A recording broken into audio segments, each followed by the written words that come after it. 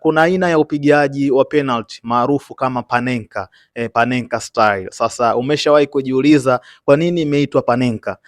Panenka bwana, huyu ni mchezaji ambaye alikuwa anaitumikia timu ya taifa ya Slovakia, sawa, na mwaka 1976 wakati wa fainali ya UEFA Euro dhidi ya Ujerumani Magharibi, kama ambavyo kwa wale ambao wanafahamu historia, Ujerumani iligawanyika mara mbili.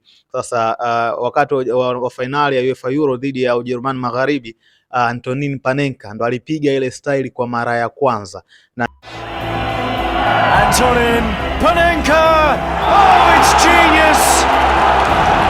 Sepp Maier dives, Panenka finds the net, and Czechoslovakia are European. Na ilikuwa watu wengi iliwashangaza lakini nilipofika miaka ya 1980 hivi sasa ile upigaji ikawa imeanza kuadaptiwa na watu wengi wakaanza kuikopi na kuanza kuitumia. Sasa kwa kuwa Panenka ndo alikuwa mtu wa kwanza kupiga ile style, basi watu ndo akaja kuibariki kwa jina la Panenka. Badala ya kuita Antonin Panenka, basi wakaitunuku jina la Panenka. Lakini Panenka wa Brazil wanaita Cavadinha.